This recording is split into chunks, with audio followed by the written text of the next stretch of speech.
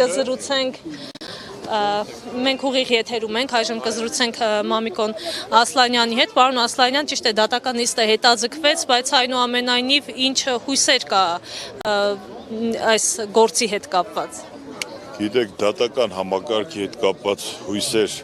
կապելիս պիտի հասկանանք, որ դատական համակարգը այս դեպքում քաղաքական դատավարությունների ժամանակ ունի գրեթե զրոյական ազդեցություն ու նշանակություն եւ պիտի ուղղակի զարմանքս հայտնեմ որպես մարդ, որպես հայ, այն մարդկանց համար, այն մարդկանց վրա, ովքեր որ որոշումներ կայացնելիս առաջնորդվում են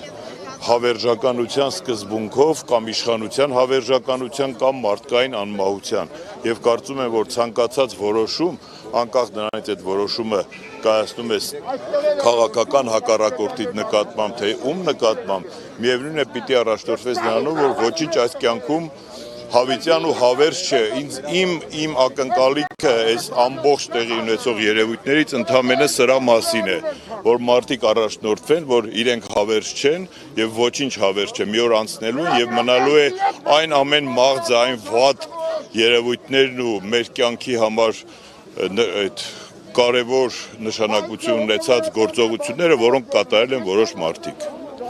Ես կարծում եմ դա ամենակարևորն է որ պիտի ցանկացած մարդիկ կարողանան նաև այն գլխավոր որոշում կայացողների վրա ունենան ազդեցություն որ թիմակիցները կարողանան իրենց ղեկավարին գոնե ընդդիմանան այ մեր երկրում տեղի ունենում հակառակ process-ը որ բոլորը